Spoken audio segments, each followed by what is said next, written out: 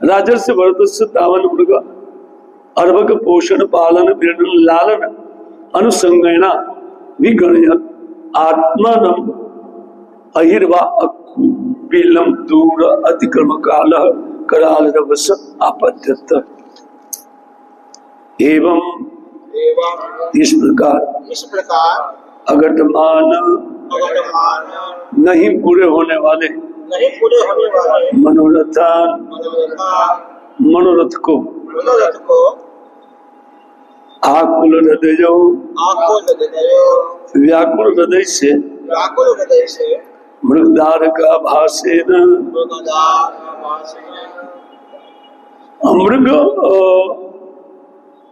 मृग के बच्चे के आभास से स्वारब्ध कर्मणा अपने कर्म को योगारंभण तो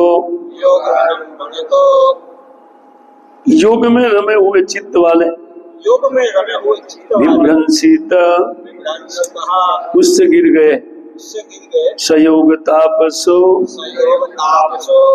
वह योग के कारण अथवा तपस्या के कारण भगवद आराधन लक्षणाश्च जो भगवान की आराधना के लक्षण युक्त थे कथम इतर तथा अन्यथा कैसे गिर जाते जात्यंतर और अपने पुत्र के अलावा वो मृग बालक में आसंग कैसे आसक्ति होती थी साक्षात निःश्रेयस नितराम कल्याणकारी मार्ग से प्रतिपक्षतया माया मार्ग में प्राक परित्यक्त पहले किए हुए को दुस्तज्ज हृदयाभिजातस्य अपने पुत्रों को छोड़ करके एवं इस प्रकार का अंतराय भक्ति में जो अंतराय हुआ रीति योग आरंभणस्य यदि भगवत भक्ति मार्ग से राजर्षि भरत का तावन मृग अर्भक उन मृग पुत्र के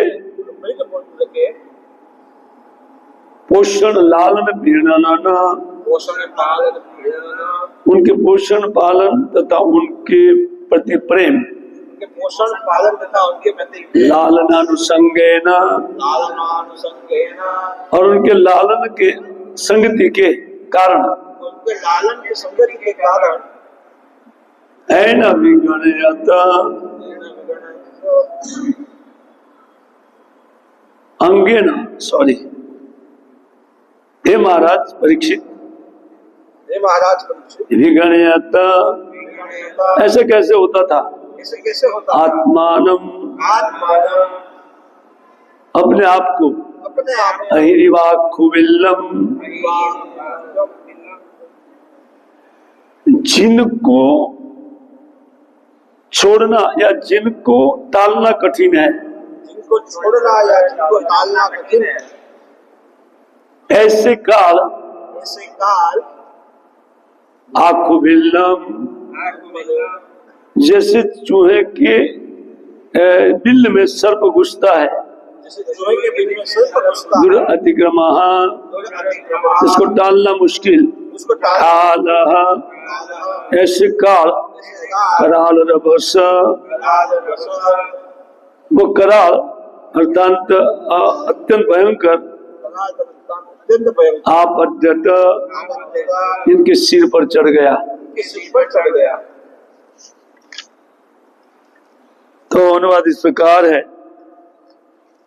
कि इस प्रकार भरत महाराज नाना प्रकार के जो पूर्ण नहीं होने वाले मनोरथ है उन मनोरथों को करने लगे और उनका हृदय उन हरिणी कुमार में या जो अपने कुमार के सदस्य मानते थे, तो उन हरिण बालक में वो लग गया। वस्तुतः ये उन हरिण बालक के रूप में उनका ही अपना कोई कर्म था, जिसके कारण वो अपने भक्ति योग से वंचित हुए ना, उनका भक्ति योग बाधित हुआ।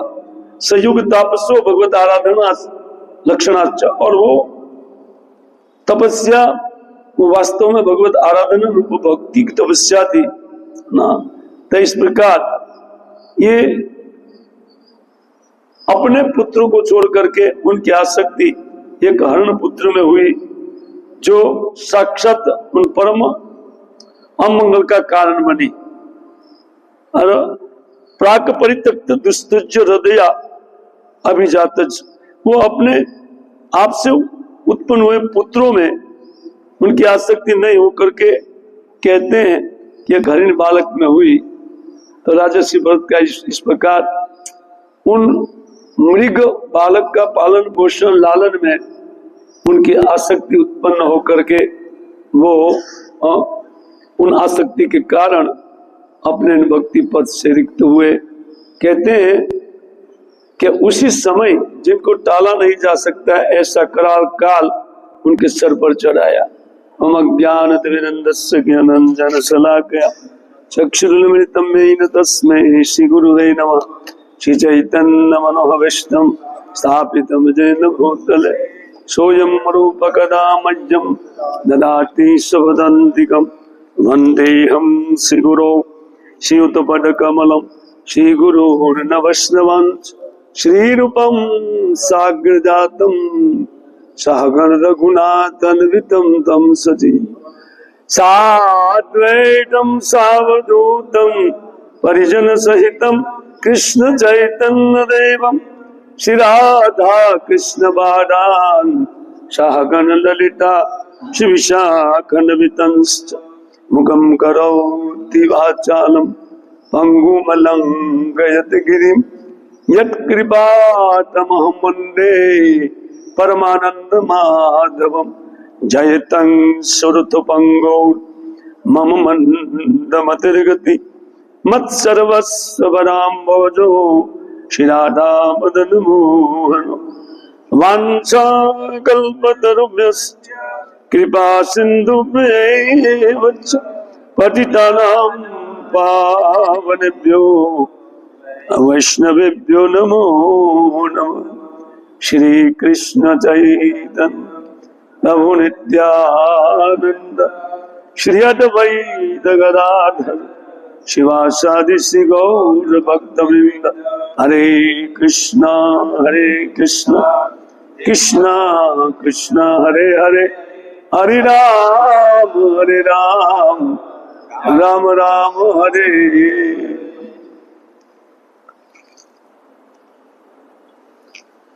नमो विष्णुपादाय कृष्ण पृष्ठाय भूतले श्रीमते भक्तिवेदांत स्वामी नामिने नमस्ते। सारस्वती देवी गौरवाणी प्रचारनिधि विशिष्ट सुंदरवादी पाश्चात्य देश तारिणी। तो जैसे हम लोग इस श्रीमद् भागवतम के पंचम स्कंद के उन 8वें अध्याय में देख रहे थे कि किस प्रकार एक हरिण बालक में भरत महाराज का अत्यंत उच्च प्रकार का आसक्ति उत्पन्न हुआ, और इस आसक्ति के कारण न जाने वो क्या क्या उनको कहते हुए वो उनकी याद में जब वो हरिण बालक चला गया या हरिण सबक चला गया, तो उसी समय वो अधीर होकर के उनको खोजते हुए रात्रि में चलने लगे और अपने मृग शावक के लिए वो अनेक प्रकार से विलाप करते हुए खोज रहे थे।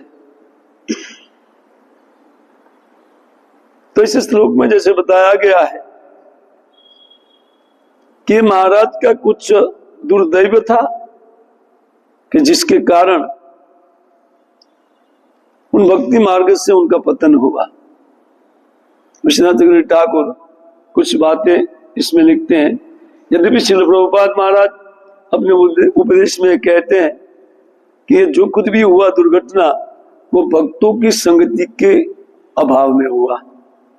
सत्य बात है ना? ये गलत नहीं है ना? क्योंकि भक्तों को सदैव भक्तों की संगति में ही साधना करनी चाहिए, और खास करके जो अपने अनुकूल भक्त लोग हैं, जैसे हम लोग कृष्ण भक्ति करते हैं तो कृष्ण भक्तों के बीच में, और खास करके जैसे हम लोग गौड़ी संप्रदाय में हैं तो हमें गौड़ी वैष्णव के संप्रदाय में अपने आप को रख करके भजन करना आवश्यक है, जिससे महाप्रभु और उनके कृपा पात्र रूप सनातन से लेकर के प्रभुपाद तक की जो परंपरा है, गुरु परंपरा, उन सब की हमको कृपा मिले ना, ये आवश्यक होता है। अर्थात भक्तों की संगति अति आवश्यक होती है ना। लेकिन यहाँ भरत महाराज के लिए दूसरी बात है। विश्वनाथ चक्रवर्ती ठाकुर ये लिखते हैं कि मृग धारक भाषयति इति प्रकाशयति यत्तेन स्व आरब्ध कर्म इति। वो कहते हैं अपने कोई प्रारब्ध कर्म के कारण ना, ऐसा लिखते हैं कि मृग धारक रूप एक आभास उनके सामने आया। आभास तो नहीं था ना। वस्तुतः इस संसार में जीव के लिए ये जो सांसारिक पदार्थों का सामने आना, यह आभास मात्र है, लेकिन उन आभास में नहीं होते हुए जो भासता है, प्रकाशित होता है। स्वप्न में जैसे हम नाना प्रकार के स्वप्न देख करके नहीं होते हुए भी देखते हैं, और हम सोचते हैं कि यही हमारे साथ हो रहा है। ठीक उसी प्रकार एक लंबा स्वप्न है 100 साल का ना, और जो कुछ भी हमारे साथ घटित होता है वो मृष्या है, मिथ्या है। लेकिन उन मिथ्या होने पर भी उसमें आसक्ति, जैसे कोई सपने से खड़ा होता है या उठ जाता है, फिर भी सपना को याद करता रहता है, आओ कितना अच्छा सपना था, प्राइम मिनिस्टर हो गया था, यह है वह है ना, वैसा उनको लगता है। लेकिन वो सपना है। वस्तुतः जीव के लिए ये जो 100 साल का या 1000 साल नहीं, द्विपराध साल ब्रह्मा का आयुष्य भी एक सपना है। क्यों? क्योंकि जो नित्य वस्तु है उनके लिए ये अनित्य शरीर एक सपने की तरह बीत जाएगा, इतना लंबा काल भी।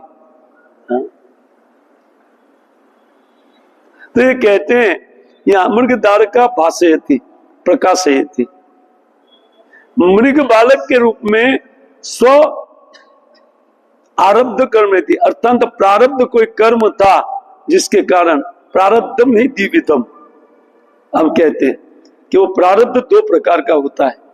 बराबर समझते चलिए है ना, क्योंकि ये जो घटना हुई है ना, वो घटना क्या है उनको समझा रहे विश्वनाथ जी है ना।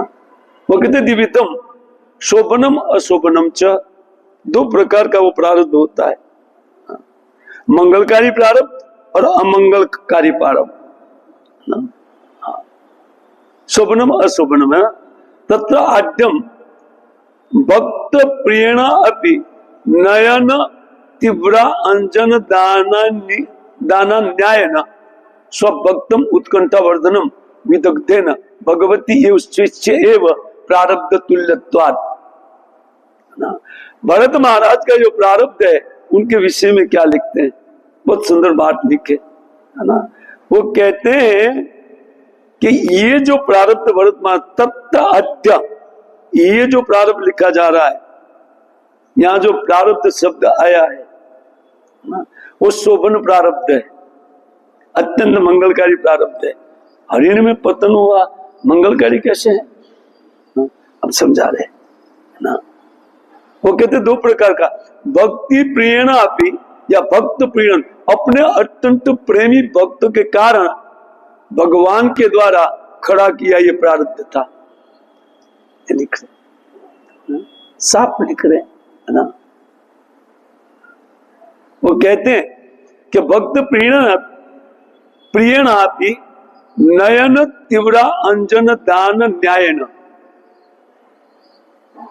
जैसे कोई व्यक्ति अपने प्रिय व्यक्ति की आंख को ठीक करने के लिए अंजन देते हैं, उसी प्रकार की यह घटना भगवान के द्वारा हुई है। अर्थात ये परम मंगलकारी प्रारब्ध हुआ था। क्या भक्ति मार्ग से पतन होकर के हरिण में उनकी आसक्ति, कैसे उनको मंगलकारी कैसे बोलते हैं ना? आइए पाठ पढ़िए आप आगे। वो कहते हैं स्वभक्ति उत्कंठा वर्धना विदग्धेन भगवती है। भगवान की वैदग्धि क्या है, निपुणता क्या है, इसमें अपने भक्त के हृदय में अपने प्रति अत्यंत उत्कंठा बढ़ने के लिए उनको बीच में ये एक जन्म दे दिया मृग का। इन जन्म देने के लिए उनकी मृग में आसक्ति भगवान ने कराया। ये उनका मंगलकारी प्रारब्ध हुआ ना। अगर अमंगलकारी प्रारब्ध अपने कर्म का फल चढ़ता था तो वो कतई एक हरिण में आसक्त न होकर के आदमी में आसक्त होते थे। आदमी में आसक्त होते हैं।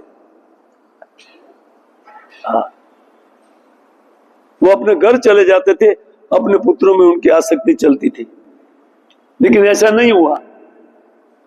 एक हरिण बालक में उनकी आसक्ति हुई है ना। इसलिए लिखते हैं ना कि भगवती स्वेच्छेव प्रारब्ध तुल्यत्वात्। ये प्रारब्ध जैसा दिखाई पड़ता है, लेकिन भगवान की योजना है इनके पीछे। क्या योजना थी कि ये भक्त उतना प्रेमी भक्त नहीं हुआ है जितना मुझे चाहिए, क्योंकि मैं उनका प्रेम का आस्वादन करूंगा, है ना। इसलिए इसमें मजा नहीं आएगा। भगवान सोचते कि इसके इतने प्रेम में मुझे मजा नहीं आएगा, उनको और तीव्र प्रेमी बनाना है। इसलिए एक जन्म का गैप दे दीजिए, पश्चाताप के समुद्र में उनको डुबा दीजिए। अरे मैंने क्या कर दिया, मैं भक्ति मार्ग से मेरा पतन हुआ, यह हुआ वो, उनको पश्चाताप करने दो एक जीवन में। अगले जीवन में वो सुंदर भक्त बनेगा। कभी कभी भगवान की कुछ योजना भक्तों के प्रति होती है, लेकिन वो हमारे प्रति नहीं है, ऐसा नहीं मानना कि यार ये तो हमारे प्रति कोई अगर कोई स्त्री अगर आ गई बीच में तो भगवान की है ना बड़ी कृपा है, ब्रह्मचारी थे, एक स्त्री मिल गई है ना। भगवान ने सोचा होगा 2-4 दूसरे भक्तों को जन्म दे करके सबको भजन कराए, स्वयं नहीं चलता है ऐसे भक्तों का नहीं। इस प्रकार के भक्त जो भाव पर्यंत चले गए उनके जीवन में इंसिडेंस नहीं होता, इस प्रकार का घटना नहीं होता है। एक का रेड घटना है जो भाव मार्ग से इनका अधपतन हुआ ना। भाव मार्ग पर चले गए थे, उनकी विधि भक्ति भाव में रूपांतरित हो गई, भगवान के प्रति नाना प्रकार का भाव उत्पन्न होने लगा था और शरीर में अष्ट सात्विक विकार उनके शरीर में दिखाई पड़ता था। सुना ना आपने आगे। लेकिन टिस पर भी वो इस प्रकार उनके साथ दुर्घटना कैसे हुई, उनको कहते हैं कि भाई ये प्रारब्धम उपपद्यते जब उदर को भक्ति उद्रेकेण एव स्यात्। उनकी भक्ति बढ़ाने के लिए, जैसे मान लीजिए कि जो रसगुल्ला इत्यादि होते हैं तो उनको एक कंदोई, गुजराती में कंदोई बोलते हैं ना, कंदोई जब उस रसगुल्ले को पकाते हैं, कैसे पकाते हैं, वो खोलते हुए घी में वो लाल हो जाए तब तक पकाते हैं, फिर बाद में ठंडे शीरे में डाल देते हैं ना, मधुर शीरे में उनको डाला जाता है। ठीक उसी प्रकार भरत महाराज को इस जीवन में, एक जीवन में आगे वाले जीवन में तपाना चाहते थे भगवान, है ना। कहते यद उदर को भक्ति उद्रेकेण एव स्यात्। जिनकी ये पश्चाताप के कारण उनके चित्त में एक भक्ति उत्पन्न होगी। देखिए यही बात है, विधि भक्ति कार्य को वो जो भजन करते हैं पश्चाताप के साथ भजन करना चाहिए, है ना। इसी से आइडिया मिलता है, योजना भक्त अपने हृदय में बनाए। हम अनुसंग भजन करते हैं, अनासंग भजन करते हैं। हमारे मन की संगति भजन में नहीं होती है, उसको अनासंग भजन बोलते हैं। आसंग भजन करना चाहिए, मन साथ में रख करके भगवान की भक्ति करनी चाहिए ना। और मन कैसे साथ में रहेगा? जब अपने विषय में, अपने भूतकाल के उन कर्मों को सामने रख करके रोता है व्यक्ति, है ना। अरे मैं ऐसा था, भगवान की कृपा से मुझे ये मिला है, तो भगवान के प्रति अनुरक्ति का भाव आएगा और अपने कर्मों का पश्चाताप करेगा। दोनों चीजें एक साथ में और भजन चलता है ना। इस घटना से विधि भक्ति कार्य को ये समझ लेना चाहिए। विश्वनाथ चक्रवर्ती ठाकुर की टीका के अनुसार, है ना, भक्तों को इस प्रकार भजन करना चाहिए। कैसे आसंग भजन होता है, इनकी शिक्षा है ये। मन संग में नहीं रहेगा ना, ये तो दुष्ट है, बैरी भागेगा, भगवान की भक्ति नहीं करना चाहता है मन ना, हमारा मन। तो उनको साथ में रखने के लिए उनके द्वारा किया हुआ आचरण, मन से ही कर्म करते हैं ना हम लोग, मन ही इंद्रियों के राजा है। तो क्या करना चाहिए भक्तों को? उन मन को अपने पास लाने के लिए उन्होंने जो कराए हुए दुष्कर्म है उनके लिए रोना चाहिए। तो बैठेगा मन, हाँ यार ये तो गलत किया है, और भगवान की इतनी सारी कृपा है ना कि 30 पर भी मैं भक्ति में, इस भक्ति को मैं कभी नहीं छोड़ूंगा। अब वो साथ में हुआ मन, है ना, वो पवित्र होता है। भक्ति तो चालू है ना, और भक्ति के कारण वो मन अत्यंत पवित्रता प्राप्त करता है, और पवित्र हुआ मन में आसक्ति उत्पन्न नहीं होती है ना, कि तो पवित्र हो रहा है, तो पश्चाताप से पवित्र होता है। हम हमारे गुजराती कवि ने भी लिखा है, हाँ पछतावो विपुल जन स्वर्ग थी उतर्યું છે, पापी तेमा डूबकी दईने पुण्यशाली बने छे। ये भी एक पंक्ति लिखी है कोई कवि ने ना। वस्तुतः ये जो अनुताप है, अपने किए हुए कर्म के बाद उनके लिए पछताना, वो है अनुताप। और जब व्यक्ति का हृदय अनुतप्त होता है तो मन उनके पास बिल्कुल रहता है ना। हम आराम से भजन कर रहे हैं तो हमको छोड़ के मन चला जाएगा दूसरी जगह में, है कि नहीं? लेकिन मन को साथ में रखने के लिए पश्चाताप युक्त भजन की आवश्यकता है ना। ऐसा सनातन गोस्वामी बात भागवतामृत में लिखते हैं ये बात। मन को आसंग भजन कराने के लिए ये बहुत आवश्यक है। पूर्व किए गए अपने कर्म को, जो उन्हीं मन से प्रेरित होकर के कर्म किया है, बोले नालायक देख तू भी नरक में गिरेगा और मुझे भी लेके जाएगा, है ना। विचार कर इसके, भगवान की भक्ति कर, तब हमारा मन थोड़ा कंट्रोल में आएगा। और साथ में मंत्र है उनको रोकने के लिए, 2 साइड से उनको चपेटे में ले करके फिर साधक उनको लाइन पे लाते हैं। देखिए क्या क्या लिखते हैं, है ना। कहते खल उत्पन्न रति नाम अपि संभवेत एव। कहते देखिए ये वास्तव में खलु माने ना, जब पूरे बदलाव हो गया, एक भक्त का एक हरिण में आसक्ति हो ही नहीं सकता है, लेकिन हो गया। खल्लु उत्पन्न रति नाम अपि, इस प्रकार की प्रीति देखी जाती है ना, संभवे देवती हो, भगवान की कृपा से संभव होता है, अन्यथा यह असंभव है। भाव भक्ति तक जा करके, है ना, एकदम प्राकृत धरातल पर आ जाना ये शक्य नहीं है ना, लेकिन संभव हुआ। हाँ, द्वितीयंतु दूसरी बात क्या है ये बता रहे, प्राचीन प्राकृत कर्म मयम एव यद, सॉरी,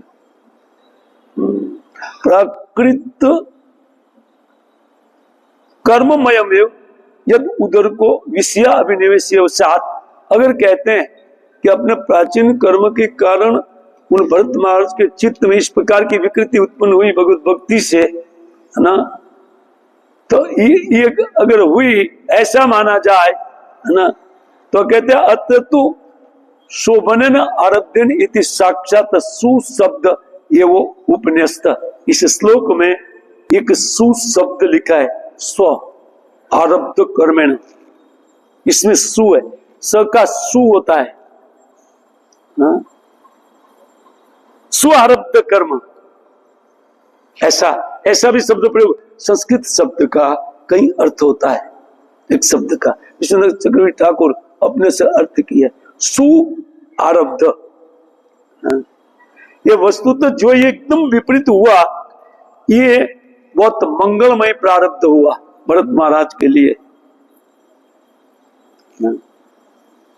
अत्यंत मंगलमय एक प्रारब्ध उत्पन्न हुआ। साक्षात सु शब्द ये वो उपन्यस्त, ये सु आगे स्व मूल श्लोक में देखिए, स्व आरब्ध कर्मणा, सु आरब्ध एक सुंदर प्रारब्ध जो भगवान के द्वारा भक्ति को देख करके या प्रेम को देख करके जो आरंभ होता है, उनको कहते हैं इन व्यक्ति का मंगलकारी प्रारब्ध।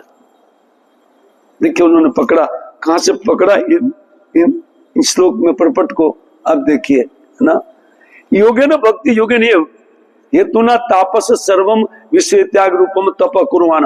वो कहते हैं कि उन भक्ति योगी जो होते हैं अपने योग के बल पर, भक्ति योग के बल पर वो क्या करता है ना, वो कहते हैं कि वो इसी हेतु से, इसी कारण से तपसा सर्वम विषय त्याग रूपम तप कुर्वाण। जैसे कोई तपस्वी जो भक्ति योग जिनके पास नहीं है, तो वे लोग अपनी तपस्या के बल पर अपने कर्म का क्षय करते हैं। क्या करते हैं? भक्त नहीं है, लेकिन भक्त क्या करते हैं? भक्ति योग के द्वारा, तपस्या के द्वारा नहीं, अपने कर्म फल को समाप्त करता है ना। इसलिए साधक भक्तों को ये चाहिए कि आसक्ति पूर्वक भजन करें, क्योंकि ये उनके लिए परम तपस्या है, समस्त कर्मों को काटना। वो बड़ी बड़ी तपस्या खींच करके, और अनेक जन्म परम तपस्या के कारण भी कभी कभी एक्सीडेंट होता है ना, बड़े बड़े ऋषि मुनि गिरे हुए, लेकिन भक्त को इस प्रकार भगवान गिरने नहीं देते हैं ना। यही भरत का उदाहरण है, ये भक्त है। उन्होंने अपने जीवन में कर्मों से ज्यादा महत्व भक्ति को दिया, बड़े बड़े यज्ञों के द्वारा भगवान का पूजन किया। वो कर्म को मानते ही नहीं था उनका चित्त। देखिए, तब उनके चित्त में विशुद्ध होकर के, उनका चित्त जब कर्मों के कारण विशुद्ध हुआ भगवान को समर्पित करते हुए, तब उसमें भगवत प्रेम उत्पन्न हुआ। ये तो पढ़ चुके आप लोग ना, हम पाठ में देख रहे थे। क्या अभी ये भगवान और मेरे बीच में ये बड़े बड़े यज्ञ नहीं होना चाहिए, इसने छोड़ करके कुल आश्रम चल दिया। मैं और भगवान बीच में कोई नहीं होना चाहिए, बड़े बड़े कर्म, अर्थात भक्ति को ही प्रधानता दिया श्री भरत महाराज ने। इसके कारण भगवान सोचे कि नहीं, ये थोड़ी बहुत भक्ति नहीं, थोड़ा प्रेमी भक्त बन करके मैं वैकुंठ में लेता हूं उनको। इसके बीच में एक जन्म हरिण का ये भगवान ने उत्पन्न किया है, उनका सदनसीब। भरत महाराज का वर्ण ज्ञानी भक्तों में होता है ना। बृहद भागवतामृतम में 5 प्रकार के भक्त गिनाए गए। उनमें से पहला भक्त कौन है? जो ज्ञान मिश्रा भक्त है। ज्ञान मिश्रा भक्त में भरत आदय नाम आया है। चल, सनातन गोसाई पाठ लिखते हैं भरत आदय, है ना। शुद्ध भक्त अम्बरीश आदय, और शुद्ध भक्ति में, है ना। प्रेमी भक्त हनुमान आदय, हनुमान महाराज जैसे, जो सेवा करने के लिए इतना उत्कंठित रहते हैं अपने स्वामी की। और उनके बाद में प्रेम पर भक्त पांडवगण, वो प्रेम पर भक्तों में उनका नाम आया है। और प्रेमातुर भक्त द्वारिका के उद्धव जी। तो गोपीजन किस में रखेंगे? बोले जिनके प्रेम में भगवान प्रेमातुर हो जाते हैं, जो भगवान को प्रेमातुर कर दे, वो प्रेम गोपियों के पास था। सब अलग अलग कैटेगरी है, ये भक्ति के तारतम्य के कारण होता है। तो वो भक्त के द्वारा कराई गई भक्ति, भगवान के द्वारा कराई गई भक्ति में ये बात आती है। जैसे भरत महाराज को बदलना चाहते थे, वो प्रेमी भक्त बने, है ना, इसलिए यहां लिखा है ना, कि वो कहते हैं कि ये तपस्या नहीं किया, है ना, वो भक्ति किया। अपने उनका आचरण देखिए, वो तपस्या नहीं, 3 टाइम स्नान करते थे और शालिग्राम का पूजन करते थे ना, यही उनकी तपस्या थी ना। और क्या तपस्या? कोई तपस्या नहीं है ना। लेकिन कहते हैं अप्यर्थ चकार, ये जो च शब्द है वो अपी अर्थ में आया है ना। कहते भगवत आराधन लखना च, इसमें चकार आया है। वो चकार शब्द क्यों लिखा है? अपी अर्थ, फिर भी, है ना। कथम इतर था ना, इसके लिए चकार। कैसे ये हो सकता था कि अपने घर नहीं जाकर के वो हरिण बालक में आसक्त हुए? ये अपि शब्द के कारण है, वहां चकार रखा गया है। यद्यपि भक्ति योगो बहु विघ्नाकुलो न भवति, देखा जाता है कि जो भक्ति मार्ग है वो ज्यादा विघ्नकारी नहीं होता है। अब आप लोग भक्ति कर रहे हैं, मैं भक्ति कर रहा हूं, बोलने में क्या दिक्कत है? हरिकथा बोलना है, आनंद है, और आप लोग को हरिकथा सुनना है, परमानंद है, क्या दिक्कत है? इसमें कोई ज्यादा जोर नहीं लगाना पड़ता है ना। बहु विघ्न कुलो न भवति, अनेक प्रकार का विघ्न नहीं होता है उसमें, है ना। तदपि फिर भी भगवत इच्छा भगवत आराधना विप्रचितम इति अर्थ, इतना बड़ा विघ्न नहीं आना चाहिए। ये साबित करता है कि भरत महाराज के और भगवान का कृपा करना है, उनको एक जीवन तपा करके अगले जीवन में, है ना, अब किसी से बोलेंगे भी नहीं, है ना। तो एक जीवन बीच में ये भगवत इच्छा भगवत आराधना विभ्रंशित इति अर्थ, ये जो भगवत आराधना भ्रंशित हुई, खंडित हुई, भगवान के जदच्छिया, भगवत इच्छा, भगवान की इच्छा से हुई। ये विश्वनाथ चक्रवर्ती ठाकुर ना। आइए अगले श्लोक में देखते हैं क्या लिखते हैं।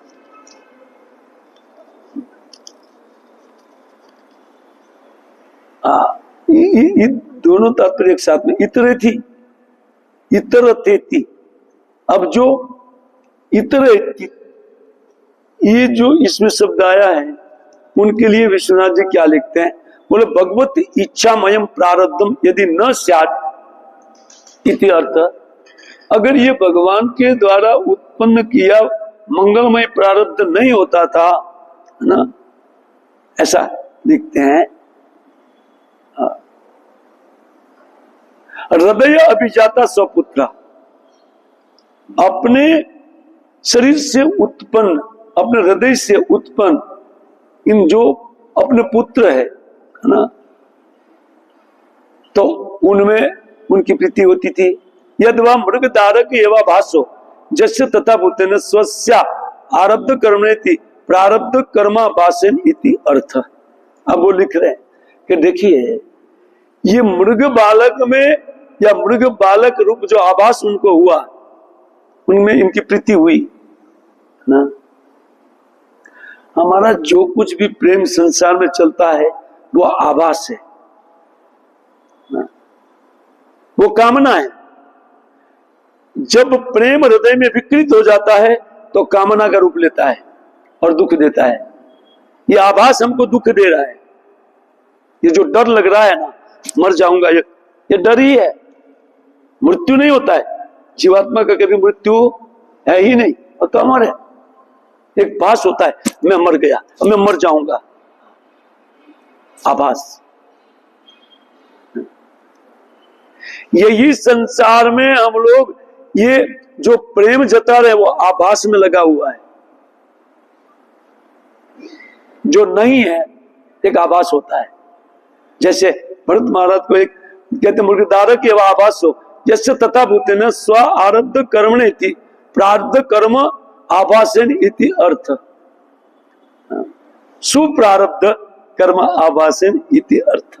ये भगवान के द्वारा मंगलमय प्रारब्ध उनके लिए उत्पन्न किया गया था। यथा जीवन मुक्ता नाम अभिमानम अभावे अपि अभिमान भाषस्तथैव जात रहती भक्ता नाम प्रारब्ध अभावे अपि प्रारब्ध भाष।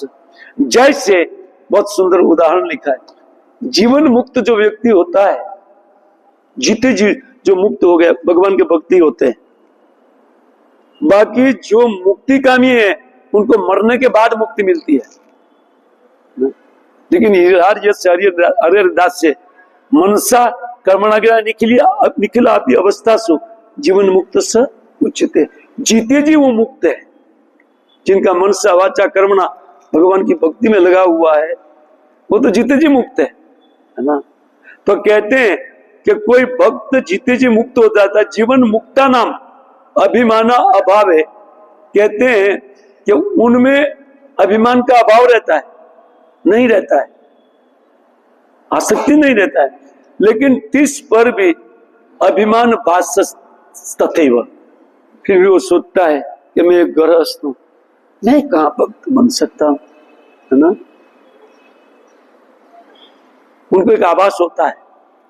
उसी प्रकार का एक आभास भरत महाराज के सामने उत्पन्न हुआ है उनकी भक्ति को बढ़ाने के लिए। जब मैंने पाठ किया इस श्लोक का, मैं आज निकलना चाहता था जल्दी इस अध्याय को, लेकिन कैसे निकले जब इतना सुंदर श्लोक हाथ में। वो कहते हैं कि इस प्रकार उन जातरति भक्ता नाम प्रारब्ध अभाव है प्रारब्ध आभास। जिनके चित्त में रति उत्पन्न हो गई, प्रेम उत्पन्न हो गया, भगवान के प्रति कुछ भाव उत्पन्न हो गया, उनको रति बोलते हैं, भाव को। अभी प्रेम का आभास जैसा है भाव होता है, उनको रति बोलते हैं। अब इस अवस्था में जाने के बाद जीव को मेहनत नहीं करना होता है भक्ति के लिए। मेहनत तब तक है अनर्थ निवृत्ति तक ना। बहुत कठिनाई होती है भगवत भजन में। जब तक अनर्थ निवृत्ति नहीं होती है तब तक वो भयंकर संघर्ष हम लोग कर रहे हैं भक्ति में। सुनने भी अभी किसी किसी को संघर्ष हो रहा है, आंख मूंद जाती है, कितना संघर्ष है, भयंकर संघर्ष कर रहे हैं ना। वो संघर्ष भाव में नहीं होता है, क्योंकि भाव में फिर वो प्रेम के साथ भजन चलता है, एक आनंद के साथ, क्योंकि एक आसक्ति उत्पन्न हो गई। इस आसक्ति जब रति भक्त में उत्पन्न होती है तो केवल भगवान के द्वारा दिया गया सुप्रारब्ध होता है। ये लिख रहे हैं स्व आरब्ध ना, इसको बता रहे। जात नाम कहते अप्रारब्ध, कहते प्रारब्ध अभाव है प्रारब्ध भाष। वो प्रारब्ध जैसा दुनिया को दिखाई पड़ता है, उनका प्रारब्ध नहीं होता है।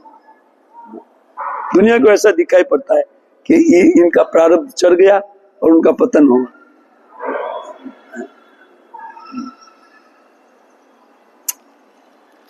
कहते अथवा मृग धारका भाषे न निकृष्ट मृग धारक न विभ्रंसित। तो निकृष्ट योनि है, पशु योनि है। एक भक्त भी जो विधि भक्ति कार्य अपने घर में कुत्ता या बिल्ली नहीं पालता है, वो जानता है कि इसके कारण मेरा भगवान की भक्ति में रकास आएगा। तो भाव भक्ति तक जाने पर भरत महाराज को कैसे ऐसा हुआ, ये बोल रहे हैं, शक्य ही नहीं है। इसलिए उनका अपना कर्म नहीं है, ये तो भगवान के द्वारा है ना उठाया गया एक आभास है। लेकिन दुनिया देख रही है, हम तो आभास नहीं है ना, आभास में हम लोग जीते हैं और इसको फैक्ट मानते हैं, इसको सत्य मानते हैं। ये सत्य नहीं है कि जो व्यवहार दुनिया में हमारा है वो मिथ्या व्यवहार है ना। आभास के कारण एक व्यवहार होता है, मैं अमुक हूं, मैं ये हूं, मैं मैनेजर हूं, मैं ये हूं। आप कुछ नहीं है, आप भगत है ना। बाद में आप दूसरा कुछ है कि नहीं। तो भक्तों को इस प्रकार का भाव नहीं होना चाहिए विधि भक्ति कार्य को। जैसे कुत्ते बिल्ली को भक्त लोग घर में घुसने नहीं देते हैं, और जिस घर में कुत्ता बिल्ली है उस घर में प्रसाद के लिए भी नहीं जाते। वो जानता है कुत्ता देख लेता है तो भगवान को भोग, भगवान पाते ही नहीं है ना? ऐसे लोगों के घर में भक्त लोग का जाना वर्ज है ना। वो तो जब विधि भक्ति कार्य जानता है तो उनके मृग धारक में उनका आसक्ति कैसा होगा, भाव तक चले जाने पर। कितना सुंदर तर्क के साथ बात बोल रहे है ना। अद्भुत बात। निकृष्ट मृग धारक विभ्रंशित कीदृशेन शोभन आरब्धम कर्म यस्य तेन, उनका अत्यंत शोभन प्रारब्ध भगवान के द्वारा उत्पन्न किया गया प्रारब्ध है। बाकी विधि भक्ति कार्य भी नहीं दे, ये हम तो विधि भक्ति कार्य है, हम भी कुत्ते बिल्ली नहीं घर में आने देते। हम जानते हैं कि भगवान भोग ग्रहण नहीं करेंगे। कुत्ते और बिल्ली के द्वारा देखा गया जो भोग होता है भगवान थोड़ी ग्रहण करते हैं, इसलिए नहीं रखते। पर भाव में जाने तक इसलिए कहते हैं है ना कि ये वास्तव में उन भरत महाराज का पतन नहीं है, एक शोभन आरब्ध कर्म है। जैसे तेन तस्य मृग धारकस्य सुख प्रारब्ध वसाद एव, कहते भरतस्तम पालयाम आस। जो मृग धारक का पालन हुआ ये भी भरत महाराज के लिए परम सुखकर हुआ। कैसे पता चलेगा? अब वो मृग शरीर में प्रवेश करेंगे तब पता चलेगा इसका ना। उस अरे मैं पूरे पृथ्वी का सम्राट था और हरिण बन गया। अब ये छोटे मोटे बिल्डर फील्डर बनेंगे कुत्ता बिल्ली, उसमें कौन नई बात है। ये जगत के पालन पूरे पृथ्वी के राजा ना, वो सोच रहे हम बड़े बिल्डर है, यह है गए काम से है ना। कभी भी कुत्ता और बिल्ली का चांस रहता है, क्योंकि कितना झगड़ा किया है उनके लिए। वो झगड़ा सामने आएगा मृत्यु के समय। फालतू में गाली दी जाए किसको, कुत्ता बनो बेटा है ना। कुत्ता फालतू में गाली देता है, कोई उनको क्या पाना है, लेकिन बस दो चार कुत्ते मिल गए डाउ डाउ डाउ डाउ चालो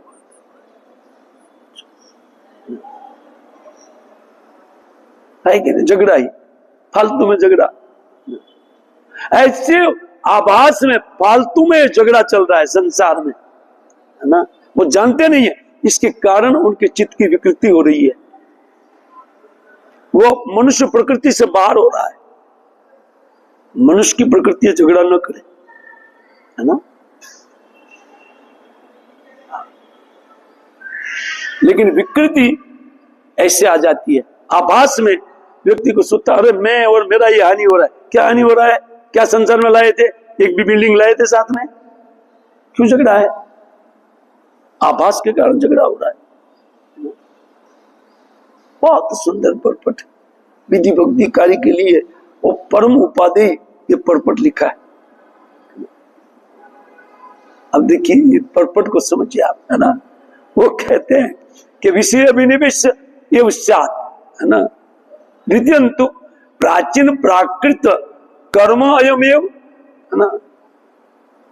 वो कहते हैं अगर वो प्राकृत कर्म होता था उनका ना तो एक दूसरा बात होता था, वो अपने घर में चले जाते थे।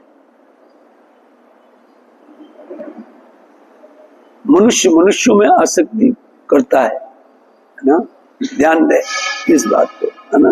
वो कहते हैं कि इतर था यदि मृगस्य सुख प्रारब्धम न स्यात् तदा तस्यापि तत्परिपालयी शान सात इति अर्थ।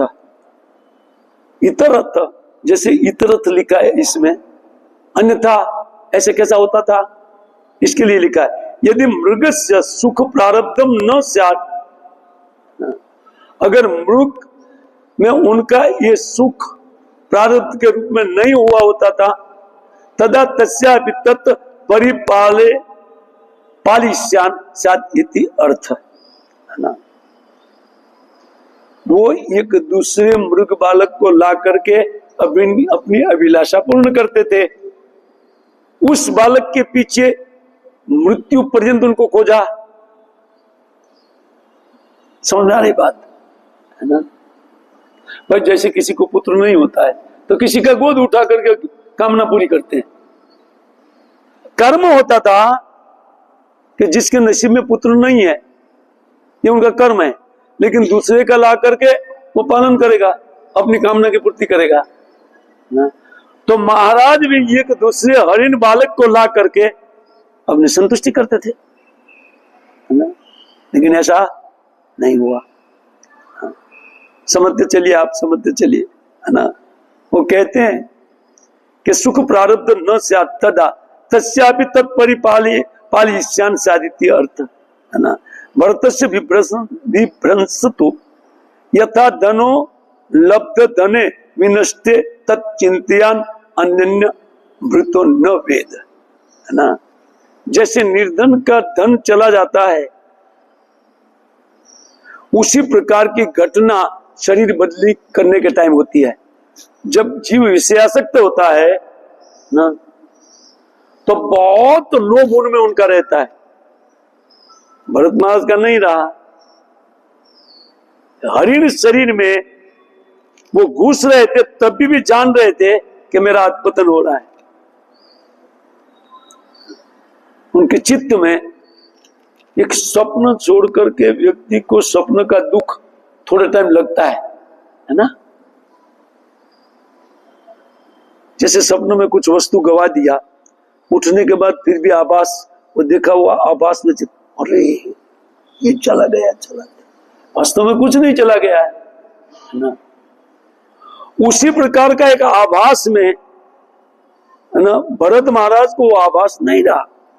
जैसे हरिण शरीर सामने आया तुरंत अपने दुर्दैव को देख लिया। ये भक्ति का प्रभाव है। इससे भगवत भक्तों को चाहिए ना कि छोटी छोटी बातों को अपने ऊपर लागू करके देखे विधि भक्ति कार्य। कहीं में आभास में नहीं होना, इसको देख लेना चाहिए है ना। वो कहते हैं वो भक्ति उक्त न्याय न मृग जन्मनि ब्राह्मण जन्मनि च भक्ति उत्कंठा वर्धनार्थ। बीच में एक मृग जन्म आ गया और दूसरा कभी मृग ब्राह्मण नहीं होगा। मृग दूसरा जन्म इसके ऊपर की योनि में होता है ना। कर्म के फेरे में पड़ा हुआ जो कर्म के कारण जो व्यक्ति कर्म के फेरे में पड़ जाता है उनको उत्तरोत्तर नाना प्रकार की योनि बदलते हुए फिर मनुष्य जन्म मिलेगा। लेकिन ये मनुष्य नहीं, ब्राह्मण के घर में जन्म हुआ।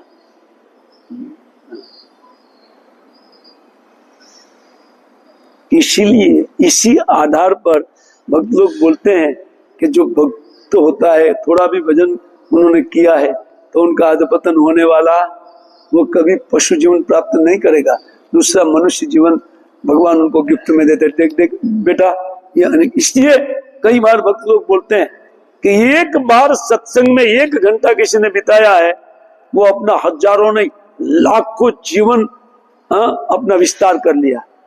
वो काटना था उनको क्योंकि पाप कार्य इतना था, लेकिन 1 घंटे का सत्संग करोड़ों जीवन का विस्तार कर लिया, अर्थात उनमें नहीं जाकर के मनुष्य योनि प्राप्त कर लिया। भजन के योग्य है ना।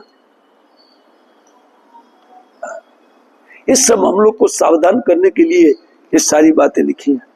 भक्ति की क्या गरिमा है, महिमा क्या है, उसको दिखाने के लिए ये सारी बातें। भरत का अधपतन हरिण शरीर है ना। लेकिन वो कहते हैं आत्मचिंता अकुर्वन है ना। आत्मानम अभिगणयत, अपने मन ने जो कार्य किया है उनका ध्यान में नहीं आया। आसक्त व्यक्ति का मन उनको दूसरी योनि में ले जाता है। भरत महाराज का मन ऐसा उनमें मृत्यु के समय आसक्त नहीं था। उनको मालूम पड़ा तुरंत, अरे मेरी गलती रह गई, है ना।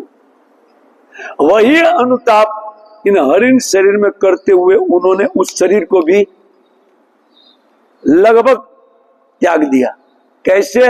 अपनी माता का त्याग करके वो वापस पुल आश्रम में आ गए। वो हरिण, है ना, हरी हरी घास खाना बंद कर दिया और पानी में मुख डाल करके मंत्र चालू किया। पानी में मुख है ना, इससे सांस नहीं ले सकते हैं। कैसे शरीर त्यागा भरत ने? मृग शरीर। अब देखिए ये तो बातें हैं सारी, है ना। जिस समय जिस टाइम भक्ति की समझ में आ जाए, भक्त की समझ में, उसी टाइम भक्ति के प्रति केयरफुल हो जाएगा, है ना। हम भक्तों को सतर्क करने के लिए ये सारी बातें, ये परपट लिखते हैं आचार्य लोग कि कितना सतर्कता से भजन करना चाहिए। आभास कम से कम चित्त में आए, ना, प्रकाश में रहे, आभास में नहीं, ना। इसे कहते हैं कि भगवत युक्त न्याय न मृग जन्मनि ब्राह्मण जन्मनि च भक्ति उत्कंठा वर्धनार्थ। उनके चित्त में भगवान के प्रति परम आसक्ति उत्पन्न, प्रेम उत्पन्न हो जाए, है ना। भगवती एवं निर्मित, ये भगवान के द्वारा निर्माण हुआ प्रारब्ध है, सुप्रारब्ध जिनको बोला जाता है। हम सबके जीवन में भी ये सुप्रारब्ध आया जब हम हरे कृष्ण मूवमेंट को मिले और वो कोई ना कोई घटना से मिले, है ना। वो घटना सुप्रारब्ध है जीव के लिए। भगवान जिनके ऊपर कृपालु होते हैं उनको इस हरे कृष्ण मूवमेंट जैसी संस्था में आने का परमिशन मिलता है, अन्यथा नहीं मिलता है। ये भगवत इच्छा है, ये भगवान की इच्छा से मिला है हम लोग को। इससे देवता लोग तरसते हैं ऐसे जीवन के लिए। मुकुंद से वो उपाय कम स्प्रिया ही ना, देवता लोग कहते हैं हमको मुकुंद सेवा का उपाय करने वाला शरीर हमारी इच्छा है होने पर भी हमको नहीं मिलता है। इतने पुण्य होते हुए भी मनुष्य हमारी पूजा करते हैं, इस पर भी जो मुकुंद सेवा का उपाय करने वाला शरीर हमको नहीं मिला इच्छा होने पर भी, और ये लोग को मिल गया है।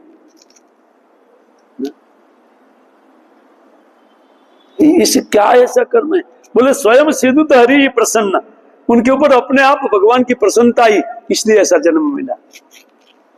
भागवतम श्लोकों में से सिद्ध किया जा सकता है इन सारी बात को। चक्रवर्ती ठाकुर जो टीका लिखे, है ना, अनेक श्लोक है इस प्रकार का। तो ऐसा दुर्लभ जीवन जो अभी हमारे पास सुलभ हुआ है वो देवता लोग को चाहिए। उनके नसीब नहीं है, वो रोते हैं और हमारे हाथ में है, कंफर्म है ना। वो यहां तक बोलते हैं कि जो इन स्वर्ग भोग के जो बाकी कुछ सब सुकृति है उनको हम लगा देना चाहते हैं अगर ऐसा जन्म हमको मिले तो। और ऐसा जन्म प्राप्त करके मंगल आरती नहीं उठना, आहा कितना गंदा काम कर रहे हैं। थोड़ा आभास में पड़े रहना सपने में, है ना, कितना गलत है। इससे सतर्कता आती है, इससे व्यक्ति सतर्क हो जाता है। डेली मंगल आरती, डेली जप, डेली विदाउट फेल सब कार्यक्रम चलेगा। जब भक्ति की महिमा और भक्तिमय जीवन की कितनी महिमा है उनको जब हम देखेंगे तब हम सतर्क हो जाएंगे ये कि ये जीवन गॉड गिफ्ट है, ये भगवान की भेंट है। स्वयं श्रीदूत, ऐसे नहीं, भगवान अपने से प्रसन्न हुए, वो जीव ने कुछ नहीं किया था, तब जाकर के ऐसा शरीर मिलता है। आओ हमेशा किमकारी शोभनम ना, कौन सा शोभनकारी? बोले नहीं, स्वयं श्रीदूत हरि ही प्रसन्न, भगवान प्रसन्न हुए तब इस प्रकार का मुकुंद सेवा का उपाय करने वाला शरीर हमारे हाथ में आया है। करोड़ों नहीं खरबों मनुष्य है। आबादी कितनी है? 8 अरब। कौन भजन करता है? 1% भी नहीं। क्या वैल्यू है इसकी? इसीलिए 1% भी नहीं है। तो रेर वस्तु है भगवत भजन। तो कहते हैं कि आत्मानम अभिगण्यता, देखिए बोले अपने उन आत्मा का ख्याल नहीं किया है, आत्म चिंता अकुर्वत, आत्मा की चिंता छोड़ करके बोलते तो आखु बिल्लम अहिर युतम भरत कालो, वस्तु तो भरत का काल नहीं था, भगवान की कृपा थी।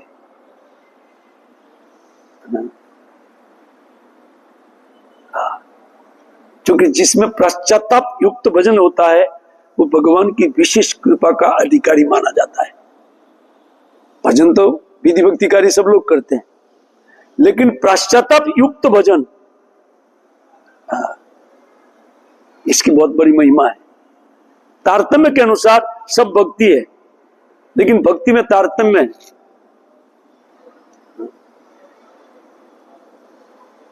कोई लोग भजन करते हुए अगर मान लीजिए कोई मंदिर का प्रेसिडेंट हो गया, इतिश्री, और क्या भक्ति का फल आ गया? फल नहीं है, ये फल थोड़ी ना है, आपकी भौतिक योग्यता के कारण ही मिला है ना। ये कुछ पढ़ाई लिखाई या मैनेजमेंट इत्यादि, और उनके फल स्वरूप ये मैनेजर बना, पोस्ट मिला है, न तो भक्ति योग के कारण। बहुत बातें समझ में आती है इससे, है ना। हमारी भक्ति की योग्यता नहीं है, भौतिक योग्यता के कारण मिला है, उसी से अहंकार बढ़ जाता है, मैं मैनेजर हूं, है ना। देखिए हम मैनेजमेंट के लिए ज्वाइंट नहीं किया, हम ज्वाइंट किया भगवत प्रेम प्राप्ति के लिए, इस्कॉन ज्वाइंट किया है ना, कोई पोस्ट पदवी के लिए थोड़ी ना किया है। ये तो योग्यता के कारण कुछ मिल जाता है, इसमें भगवान की कृपा नहीं समझनी चाहिए। ये मेरा भव्य कर्म, आभास कर्म के कारण मुझे इस पोस्ट पर बिठाया गया। पश्चाताप युक्त मैनेजमेंट करो कि मैं फंस गया हूं।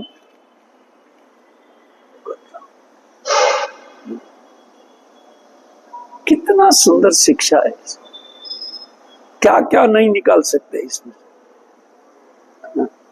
यही विचित्रता है आचार्यों की, है ना।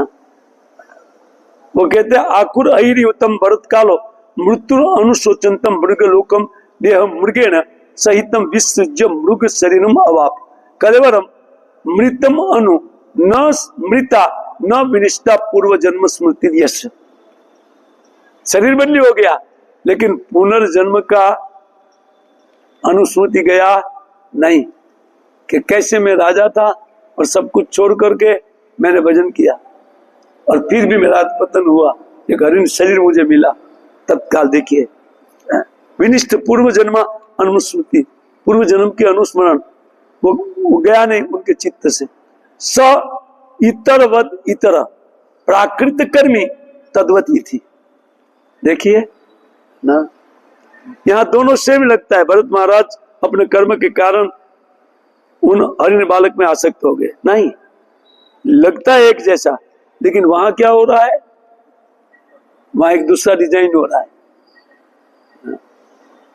अन्यथा वो हरिण बालक अनासक्त कैसे होता, अपनी मां को छोड़ दिया, जन्म लेते ही मां में आसक्ति नहीं है, और छोड़ करके पुल आश्रम, कालंजर में जन्म लिया था लेकिन पुल आश्रम चले आए।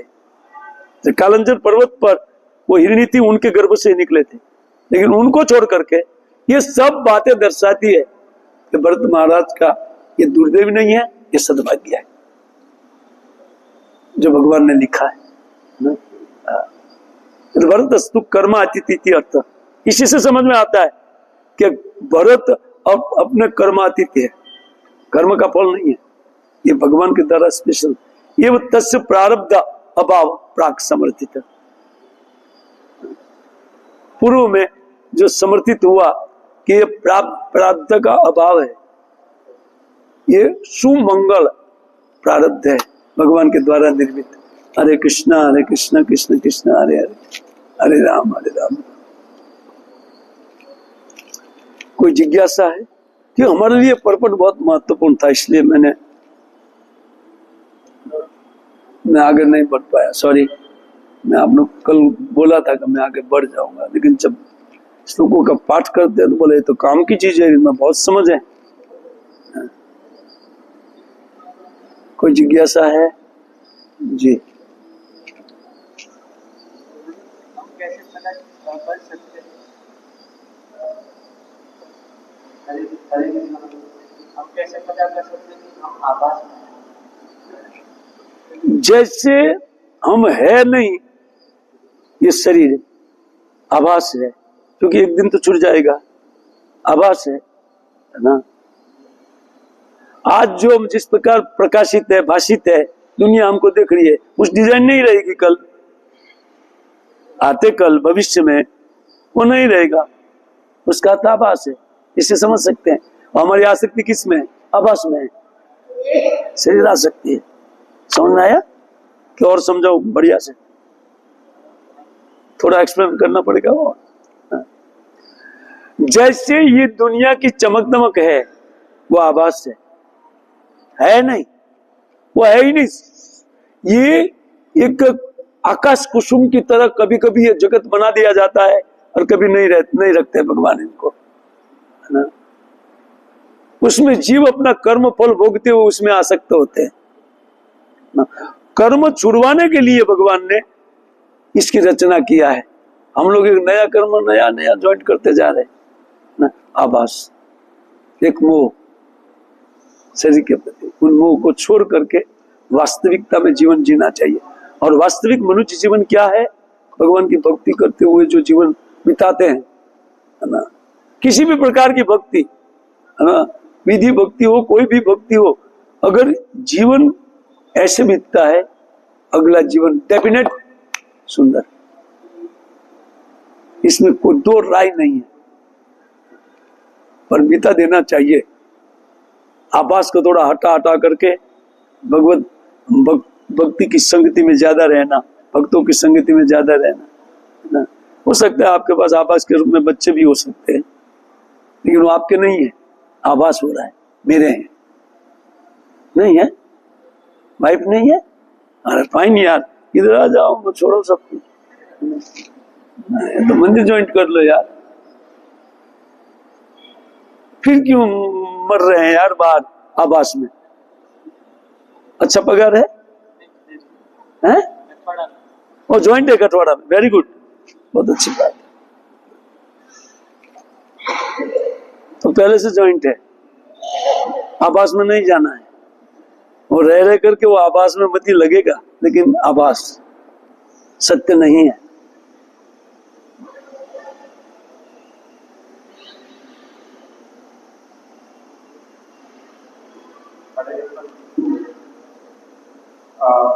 आपने बताया कि अगर हमें कोई उच्च पद मिलता है, जैसे कि बने तो वो हमारे भौतिक योग्यता से मिलता है, भगवान की कृपा से। तो भगवान की कृपा से भी मिल सकता है ना। वो दो में अंतर होता है। तो अंतर क्या है? हाँ, है ना। देखिए, इतनी बड़ी पोस्ट प्राप्त करके भी श्रील प्रभुपाद महाराज ने भक्ति का अहंकार उत्पन्न नहीं हुआ। कि गोपाल कृष्ण महाराज में भी देखा गया इस बात को, है ना, है ना। पूरे विश्व में उनके पास जो शिष्य समूह था 60-70 ऐसा कुछ हजार गिनाते हैं, लेकिन वो सक्षम लोग थे। अब सोचो, एक एक व्यक्ति ने एक एक मंदिर बनाया, पावरफुल है ना वो, उनके पास भौतिक शक्ति। ऐसा होने पर भी उनको कभी अपने शिष्यों का घमंड नहीं हुआ, क्योंकि उन सारे शिष्यों को समर्पित किया इस्कॉन में ना। और वहीं पर अपनी योग्यता के कारण, कुछ मैनेजमेंट के कारण कुछ न कुछ पावर उनके पास आ जाता है और कुछ धन आ जाता है भक्ति करते हुए, है ना। तो व्यक्ति इस्कॉन को छोड़ करके एक दूसरा खड़ा करेगा। इसी समझ में आता है कि ये तो फैल गया, अहंकार उत्पन्न हो गया। समझ में आ रही स्पष्ट बात? क्लियर? Thank you.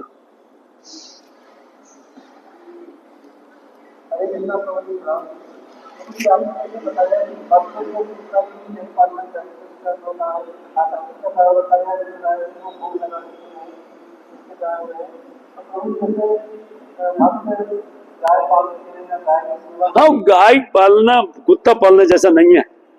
सॉरी, गाय पालना भगवान की प्रसन्नता का कारण बनता है, क्योंकि गाय प्रेमी है भगवान। देखो ना, गाय बैठी है ना। हाँ, तो आसक्ति हो जाए तो क्या दिक्कत है, गाय बनेंगे ना, है ना। तो लोगों का पूजन प्राप्त करेंगे, लोगों को दूध पिलाएंगे आप, दिक्कत क्या है गाय बनने की, है ना।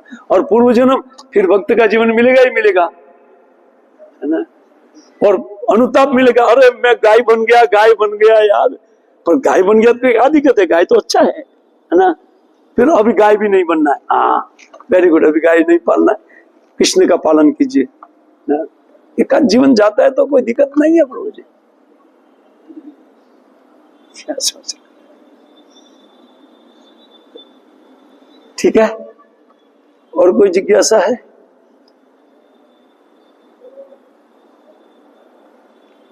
ग्रंथराज श्रीमद् भागवतम की जय, श्रील प्रभुपाद महाराज की जय, निताय गौर हरि प्रेमानंदे।